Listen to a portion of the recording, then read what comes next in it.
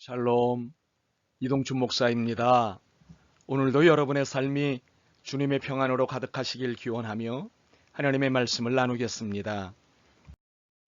오늘 말씀은 요한복음 9장 1절에서 7절 말씀입니다. 예수께서 길을 가실 때에 날때부터 맹인된 사람을 보신지라. 제자들이 물어 이르되 랍비여, 이 사람이 맹인으로 난 것이 누구의 죄로 인함이니이까? 자기니이까 그의 부모니이까? 예수께서 대답하시되 이 사람이나 그 부모의 죄로 인한 것이 아니라 그에게서 하나님이 하시는 일을 나타내고자 하심이라. 때가 아직 낮음에 나를 보내신 이의 일을 우리가 하여야 하리라. 밤이 오리니 그때는 아무도 일할 수 없느니라. 내가 세상에 있는 동안에는 세상의 빛이로다.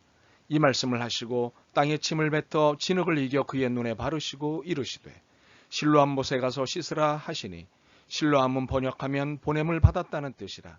이에 가서 씻고 밝은 눈으로 왔더라. 아멘. 요한복음 9장 1절에서 7절 말씀을 본문으로 죄가 아니라 하나님의 아픔입니다 라는 제목의 말씀을 나누겠습니다. 말을 쉽게 하는 분들이 있습니다. 어려운 용어나 개념을 상대가 이해하기 쉽게 풀어주는 분들입니다. 저는 이런 재능을 가진 분들이 부럽습니다. 저에게는 부족한 부분이기 때문입니다. 그런데 용어나 개념을 쉽게 풀어주는 것이 아니라 그냥 말을 쉽게 하는 분들이 있습니다. 상대에 대한 이해나 배려 없이 자신의 생각으로만 말을 하는 분들이 있습니다. 특히 그리스도인들 중에 이런 식으로 말을 하는 분들이 있습니다. 이분들이 쉽게 내놓는 말들 중 대표적인 말은 이렇습니다. 시험 들었다, 저주받았다, 축복받았다, 은혜받았다, 성령 받았다, 믿음이 없다, 그것은 죄다. 이분들의 이런 말은 무슨 근거로 하는 것일까요? 분명 이분들은 나름의 이유를 들어 설명할 것입니다. 오늘 본문의 사람들처럼 말입니다. 그러나 우리의 관심은 예수님께서 뭐라고 말씀하셨는가입니다. 우리는 오늘의 본문 이야기에서 우리의 언어 행위에 대한 신앙적 점검을 하려고 합니다. 어느 날 제자들과 길을 가시던 예수님 앞에 나면서부터 앞을 보지 못하는 사람이 보였습니다. 제자들도 그를 봤습니다. 몇몇 제자들이 이 사람에 대해 질문을 했습니다. 랍비여, 이 사람이 맹인으로 난 것이 누구의 죄로 인함이니까? 자기니까 그의 부모니까? 제자들의 질문의 초점은 누구의 죄가 원인이냐였습니다.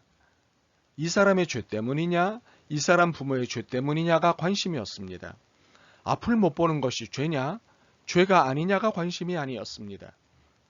왜냐하면 이 질문의 전제는 죄였기 때문입니다. 앞을 보지 못하는 것은 죄 때문이지 다른 이유는 없다는 것입니다. 그렇기에 질문하는 제자들의 관심은 누구의 죄가 원인이냐는 데 있었습니다. 이들의 질문에 대한 예수님의 답변은 어땠을까요? 3절입니다. 이 사람이나 그 부모의 죄로 인한 것이 아니라 그에게서 하나님이 하시는 일을 나타내고자 하심이라. 제자들의 질문은 누구의 죄냐는 것이었습니다. 그러나 예수님의 답변은 누구의 죄다가 아니었습니다. 더욱이 이 사람이 앞을 보지 못하는 것은 죄로 인한 것이 아니라고 하셨습니다. 제자들의 질문은 죄를 전제로 한 질문이었지만 예수님의 답변은 죄라는 전제를 제거해버리셨습니다. 그리고 이 답변은 충격적이었습니다. 3절입니다. 그에게서 하나님이 하시는 일을 나타내고자 하심이라. 앞을 보지 못하는 것이 그 자신의 죄도 아니고 그 부모의 죄도 아니지만 이렇게 된 이유는 하나님의 일 때문이라고 하신 것입니다. 충격입니다. 원인을 하나님께로 돌리다니? 이것은 책 잡힐 일이라고는 전혀 없으신 하나님을 원인으로 말씀하신 것입니다. 그러니 충격이 아닐 수 없습니다. 그러나 진짜 충격은 이것이 아닙니다. 진짜 충격은 우리의 태도에 있습니다. 모든 것을 죄로 몰아가는 태도, 이것이야말로 충격이 아닐 수 없습니다. 특히 정상적이지도 않다고 여기는 부분에 대해서는 여지없이 죄로 규정하는 우리의 태도가 충격입니다. 여기서 우리는 짚고 넘어가야 할 것이 있습니다. 정상과 비정상에 대해서입니다. 정상이란 무엇일까요? 변동이나 탈이 없이 제대로인 상태를 두고 정상이라고 합니다.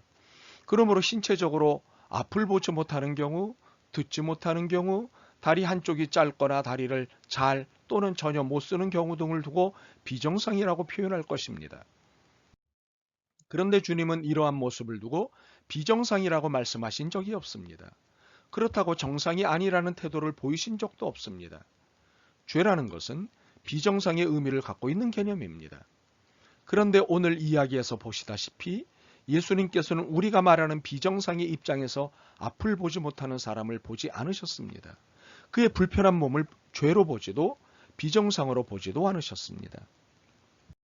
그럼 무엇으로 보셨을까요? 그의 아픔, 그가 갖고 있는 아픔으로 보셨습니다. 이는 예수님께서 그의 눈에 진흙을 발라주시며 실로암 샘에 가서 씻으라고 하신 데서 알 수 있습니다. 앞을 못 보는 그가 이것으로 인해 얼마나 고통스럽고 슬픈 인생을 사는지를 알고 계셨습니다. 그렇기 때문에 그의 절대적 필요가 무엇인지 알고 계셨습니다. 눈을 뜨는 것이 그의 절대적 필요였음을 알고 계셨습니다. 그래서 당장 이 일을 진행하셨던 것입니다. 만약 지금까지의 저의 설명이 이해되고 동의가 되신다면 본문의 4절과 5절이 이해될 것입니다. 때가 아직 낮음에 나를 보내신 이의 일을 우리가 하여야 하리라. 밤이 오리니 그때는 아무도 일할 수 없느니라. 내가 세상에 있는 동안에는 세상의 빛이로다. 예수님께서는 이 사람이 앞을 보지 못하는 것은 하나님이 일을 하시기 위해 그렇게 하신 것이라고 말씀하셨습니다. 그리고는 우리는 나를 보내신 분의 일을 낮 동안에 해야 한다고 하셨습니다. 그리고는 이 사람을 실로암으로 보내시고는 눈을 뜨게 해주셨습니다. 자, 그렇다면 4절과 5절의 말씀은 무슨 뜻일까요? 하나님께서 우리를 이 땅에 보내신 이유는 이 사람의 아픔을 해결하라고 보내셨다는 것입니다. 이것이 곧 그리스도 예수를 믿는다는 의미라는 것입니다. 이것이 그리스도 예수가 이 땅에 오신 목적이고 이것이 우리가 지녀야 할 믿음입니다. 결국 이 사람의 장애는 부모의 죄가 아니라 하나님의 일을 나타내고자 합니다. 라는 말씀의 의미는 이 사람은 하나님의 아픔이다 라는 의미입니다. 안타깝게도 우리는 신앙을 너무도 쉽게 판단의 도구로 전락시키는 경향이 있습니다. 더 정확히 말하면 시비의 도구, 비판의 도구로 전락시킵니다. 한국의 그리스도교는 어느덧 자비와 용서가 사라진 종교가 되어 있습니다. 거룩함을 내세운 무자비한 폭군이 되어 있습니다. 혐오와 차별을 위한 전사적 그리스도인을 만드는 것을 목표로 삼는 듯합니다. 아닙니다. 이건 아닙니다.